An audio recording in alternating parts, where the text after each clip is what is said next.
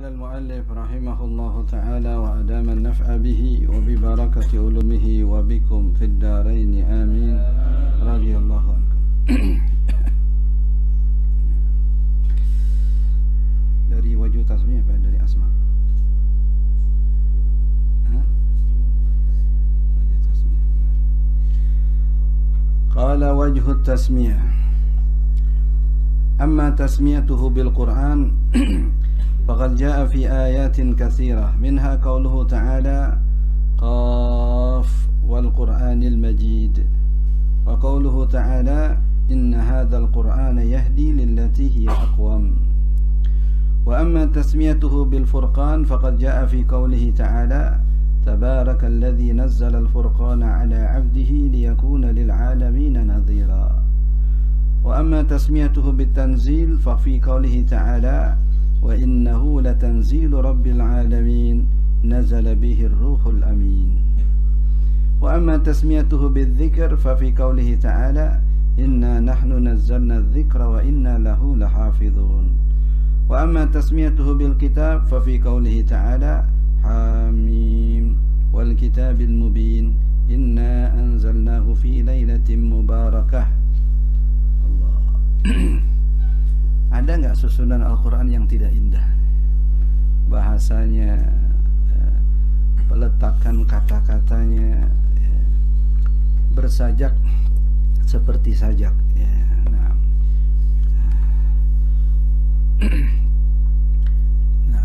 Hanya masalah hidayah, hanya masalah iradah ilahiyah saja sehingga orang terhijab, sehingga orang terhalang dari mengetahui keindahan Al-Quran, keindahan Islam.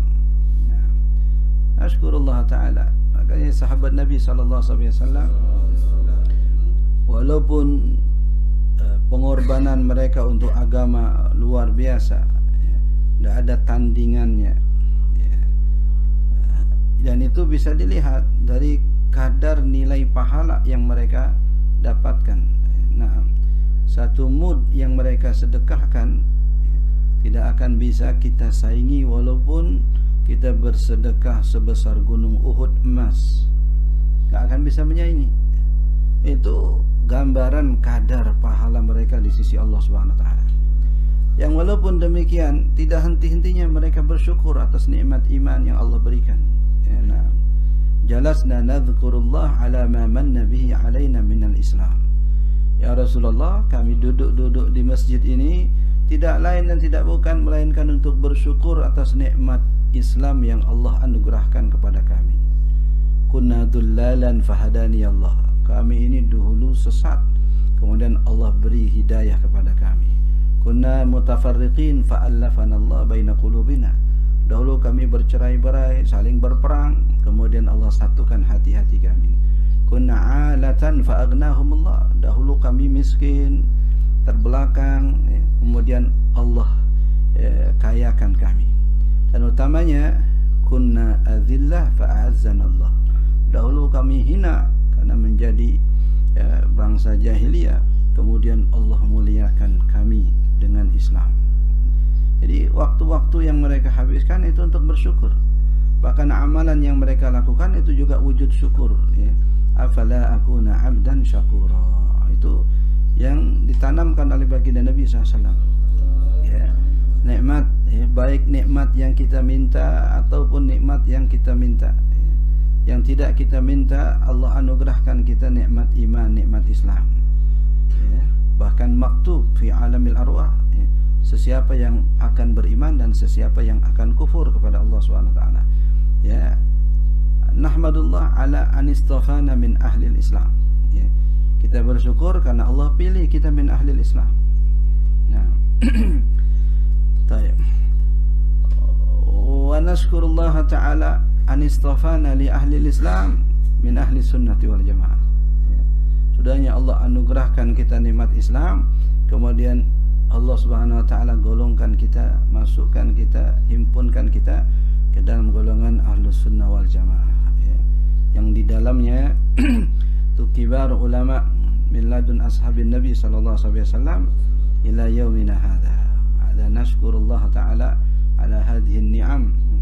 Sehingga kalau Allah nyatakan wa in ta'uddu ni'matallahi la tuhsuha, itulah benar adanya sadaqallah. Nah, sadaqallah atas nikmat yang tidak terhitung itu.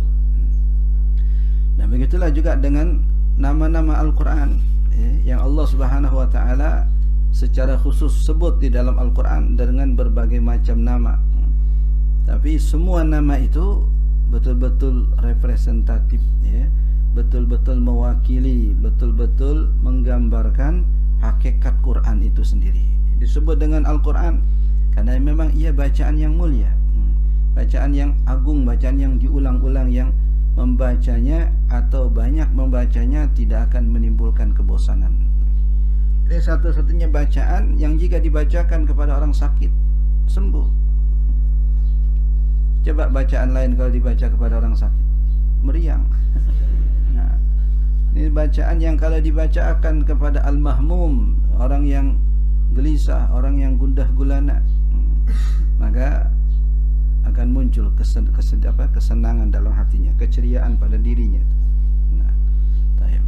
Wa hakadha qis'alaihi ghairu. Semua keadaan yang negatif akan berubah menjadi positif kalau dibacakan kepadanya Al-Quran.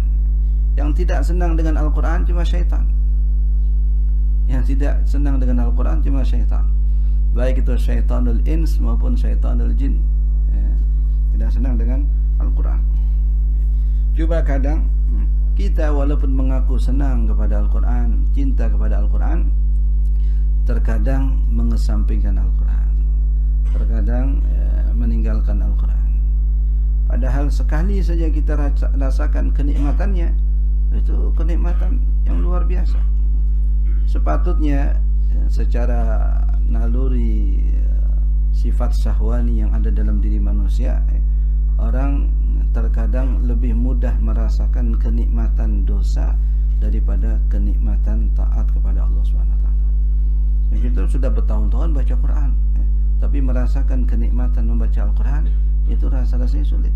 Tapi sekali saja kita melakukan maksiat yang kita tidak segerakan taubat kepada Allah SWT, maka akan muncul tuh kenikmatan pada maksiat itu.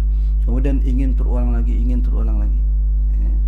Nah, kadang-kadang dia seperti tergiring tanpa sadar kepada maksiat itu. Orang lain sibuk dengan kegiatan positif, dia sibuk mencari celah untuk bisa melakukan perbuatan negatif karena sudah merasakan kenikmatannya, kenikmatan yang semu. Kapan tersadarkan? Kalau sudah ketahuan baru sadar. Kalau sudah kegap, baru merasakan sadarnya tuh. Atau kalau dalam dunia kriminal, kalau udah ketangkap polisi baru nangis-nangis. Tuh kumpulan, tuh akumulasi penyesalannya itu digambarkan begitu. Maaf Pak, ampun Pak, nangis. Kadang sampai sujud-sujud, ya. Orang tuanya didatangin pun juga begitu. Maaf Pak, maaf Bu, enggak akan mengulangi lagi, enggak akan ini lagi. Ya sudah terlambat saat itu. Nah, yang kalaupun tidak sampai penyesalan itu kepada titik jerak, ya dimaafkan, ya diulangi lagi. Ya. Dikeluarkan dari penjara, ya melakukan lagi. Ya. Karena tuntutan dalam nafsunya itu akan menagih. Itulah sebut ketagihan, menagih. Ya, karena udah merasakan kenikmatannya. Nah, kalau seandainya kenikmatan itu ada pada ketaatan, luar biasa. Ya. Dan itulah yang dirasakan oleh para aulia Allah, para kekasih-kekasih Allah, merasakan kenikmatan dalam ketaatan kepada Allah Subhanahu wa taala. Nah, qala inna hadzal qur'ana yahdi lillati hiya aqwam. Quran juga bacaan ini semua tanpa dikecualikan, baik surah yang panjang maupun surah yang pendek, baik ayat yang panjang maupun hatta ayat yang pendek. Sehingga dalam banyak aurat, banyak ahzab lil a'immah, itu bahkan al-huruf al-muqatta'ah yang hanya Allah sahaja yang mengetahuinya, itu pun dicantumkan sebagai bacaan wiridan. Kaf ha ya ain sad ha mim. Arti sesungguhnya saja kita tidak tahu. Tapi karena keyakinan inna hadzal Qur'an yahdi lillati hiya aqwam, pasti semua bahagian Quran huruf per hurufnya itu bisa menjadi asbab hidayah, ya. Bisa menjadi perantara kepada jalan yang lurus, ya. Mungkin ada masalah dengan batin kita, masalah dengan jiwa kita, bacakan saja ayat Al-Quran, perbanyak saja bacaan Al-Quran, hatta kepada huruf-huruf yang tadi muqatta'ah tadi itu, ya. Karena Allah menyebutnya secara minna hadzal Quran, yang ini tanpa ada yang dikecualikan, semua apa yang ada dalam kandungan Quran itu. Nah, qala, begitu juga dengan nama Al-Furqan sebagai pemisah, sebagai pembeda. Tabarakalladzi nazzala al-furqana ala 'abdihi liyakuna lil 'alamin nadhira. Agar menjadi peringatan bagi alam. Peringatan, ini yang beriman, ini yang tidak beriman. Ini yang muslim, ini yang kafir, ini yang mukmin, ini yang munafik. Pembedanya adalah Al-Quran. Ini yang hak, ini yang batil, ini yang bar, ini yang fajir. Nah, itu semua pembedanya adalah Al-Quran. Apa makna pembeda di sini? Kalau Allah Subhanahu wa taala turunkan perintah, maka akan terlihat beda orang yang beriman dan orang yang kafir. Akan beda antara orang yang beriman dan orang yang munafik dalam menyikapi perintah Al-Quran. Begitu juga dengan larangan, ya, sehingga Al-Quran disebut sebagai Al-Furqan, sebagai pemisah, sebagai pembeda, ya, sebagai hijab antara yang benar dengan yang salah, antara yang beriman dengan yang kufur kepada Allah. Nah, wa amma tasmiyatuhu bitanzil wa innahu latanzilu rabbil alamin. Sifat daripada Al-Quran adalah sesuatu yang diturunkan, ya, diturunkan dari Allah Subhanahu wa taala, zat yang maha tinggi, kepada hambanya di dunia dengan perantaraan malaikat Jibril alaihi salam. Nazala bihi ar-ruhul amin. Nah, jadi ini untuk mengkanter atau membantah pernyataan sebagian orang bahwa Quran itu buatan Nabi SAW atau rekayasa baginda Nabi SAW. Ini pernyataan yang amat sangat mudah dibantah, karena kalaupun demikian itu pasti akan menimbulkan kekaguman mereka kepada Rasulullah SAW. Bagaimana mungkin seorang manusia menulis kitab, ya, sejak 1400 tahun lebih yang lalu, yang tidak terbantahkan semua isinya? Ada nggak manusia yang menulis sesuatu kemudian tidak terbantahkan semua isinya? Hatta Injil, ya, hatta Taurat yang perjanjian lama, perjanjian baru, yang diklaim sebagai kitab suci, ternyata sebagaimana bantahan Al-Quran bahwa sudah terjadi perubahan di dalamnya. Bahkan Yahudi pun juga Allah nyatakan demikian, yuharrifunal kalima amma wadi'i. Itu sudah tegas pernyataan Allah SWT. Dan ternyata betul, amat sangat mudah, ya, seseorang dengan kajiannya, dengan penelitiannya untuk menemukan penyimpangan, ya, baik penyimpangan sejarah, penyimpangan fakta, penyimpangan moral, ya, dalam ayat-ayat kitab suci mereka tadi itu. Tapi tidak demikian dengan Al-Quran, ya. Maka Al-Quran selalu menantang, falyatu, ayo datangkan mana bukti, ya, bahwa Quran ini terjadi penyelewengan, terjadi pemutarbalikan fakta, terjadi distorsi kata orang sekarang tuh. Artinya pengalihan atau pengurangan makna, ya. Mungkin dahulu artinya tepat tapi sekarang tidak tepat. Tidak ada mengalami distorsi, penurunan nilai. Tidak ada yang berkurang dari nilai Al-Quran. Yang dahulu dipuji sebagai akhlak mulia, sampai sekarang pun fitrah manusia menyatakan akhlak itu akhlak mulia. Wa yu'thiruna ala anfusihim walau kana bihim khasasa. Ada enggak nilai persahabatan melebihi persahabatan yang digambarkan oleh Al-Quran? Ada enggak nilai pengorbanan, nilai kesetiaan seorang kawan, seorang sahabat kepada sahabatnya melebihi seperti yang diceritakan oleh Al-Quran? Wa yu'thiruna ala anfusihim walau kana bihim khasasa. Ya. Bicara tentang berbagi, bicara tentang peduli. Nah, ada enggak yang semulia seperti apa yang diceritakan oleh Al-Quran? Innama nut'imukum liwajhillah la nuridu minkum jazaan wala syukura. Ya. Ada enggak arti berbagi yang tanpa pamrih seperti yang digambarkan oleh Al-Quran? Ya. Nah, semua akhlak-akhlak itu ada dalam Al-Quran. Bahkan sebagai seorang pemimpin sekalipun, sekali berbagi Nabi SAW, pemimpin umat dunia akhirat, ya, tapi Allah nyatakan wakhfid janahaka liman ittaba'aka minal mu'minin. Rendahkanlah dirimu wahai Muhammad kepada para pengikutmu. Sehingga Nabi SAW merealisasikan perintah Al-Quran itu. Yajlis kama yajlisul abad wa ya'kul kama ya'kulul abad. Inni la uhibbu an atamayyaza bainakum. Ada enggak sinkronisasi seperti sinkronisasi nilai Al-Quran dengan kehidupan Rasulullah SAW? Yang begitu sinkron, yang begitu serasi, yang begitu seiring sejalan. Al-Quran berbicara begini, Rasulullah SAW seperti apa yang digambarkan dalam Al-Quran. Ka'anna al-Qur'ana yamshi ala wajhil ard. Tidak ada agama seindah ini, tidak ada ajaran semulia ini, dan tidak ada keserasian seperti keserasian dalam Islam. Jadi siapa yang mulia dalam Islam itu sesuai dengan kadar menjunjung tinggi nilai-nilai Al-Quran. Bukan para sahabat itu menjadi mulia lantaran hanya karena mereka bersahabat dengan Nabi SAW, tapi betul-betul kehidupan mereka adalah representasi daripada nilai-nilai Al-Quran. Ya. Nah, maka kita katakan tadi, hanya karena masalah hidayah saja, ya, Allah Subhanahu wa taala kataba alaina minal muslimin, kataba alaina minal mu'minin. Nah, itu nashkurullah ta'ala ala hadhihi ni'am wa nas'aluhu ayyudima alaina hadhihi ni'am. Kita minta nikmat ini agar Allah kekalkan untuk diri kita dan untuk generasi sesudah kita. Nah, qala wa amma tasmiyatuhu bidzikr inna nahnu nazzalna dzikra wa inna lahu lahafizun. Inilah kitab yang berisi peringatan sekaligus ingatan.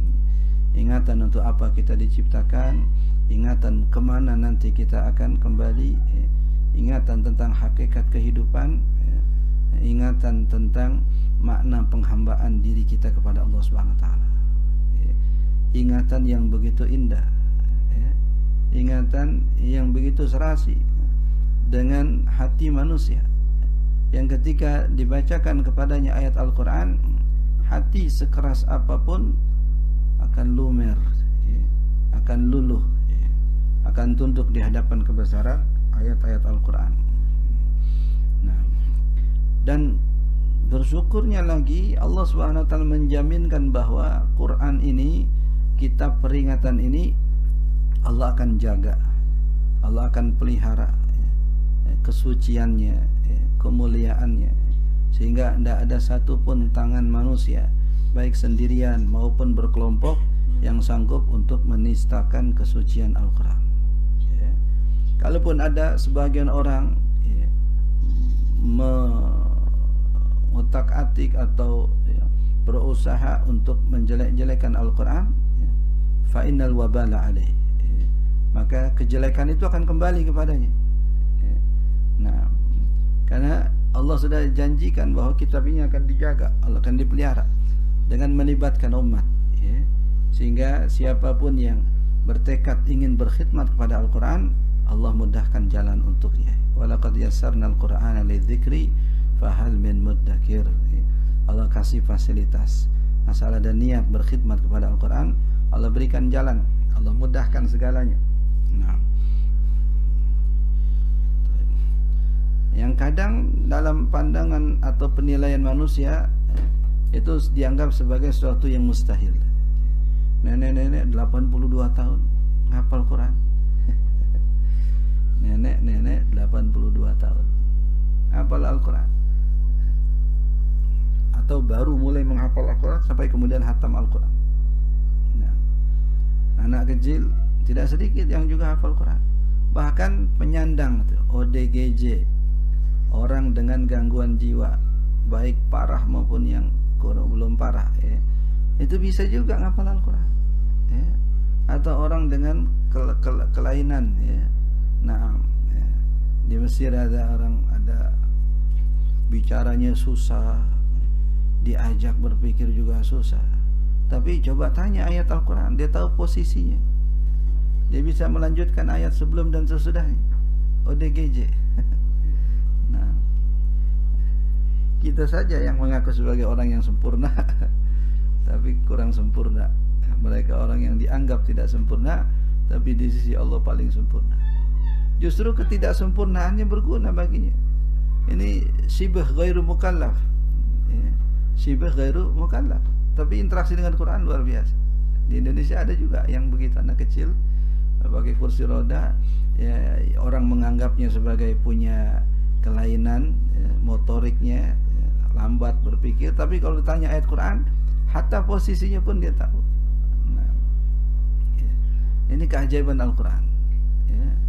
Sedangkan kitab yang lain, jangankan orang yang mengalami kelainan, ya, orang yang sempurna atau orang yang waras saja sulit untuk menghafal kitab sebesar Al-Quran ini, ya, tulis tangan manusia misalkan, hatta syair-syair suruh menghafal isinya. Nah, ini kalau bukan karena ini adalah bacaan yang mulia dan dengannya Allah memuliakan orang yang memuliakannya, ya, ini saya enggak akan memiliki keistimewaan-keistimewaan seperti ini. Qala wa amma tasmiyatuhu bil kitab fa fi qoulihi ta'ala Hamim wal kitabil mubin, ya.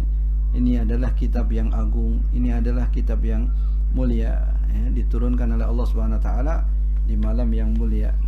Nah, semua hal yang berhubungan dengan Al-Qur'an menjadi mulia. Innallaha la yarfa'u bihadzal kitabi aqwaman wa yadha' bihi akharin. Sesungguhnya Allah Subhanahu wa taala mengangkat derajat satu kaum dengan Al-Qur'an dan merendahkan kaum yang lain juga dengan Al-Qur'an. Ya. Nah, tinggi atau rendahnya nilai seseorang itu dengan bagaimana dia berinteraksi dengan Al-Qur'an.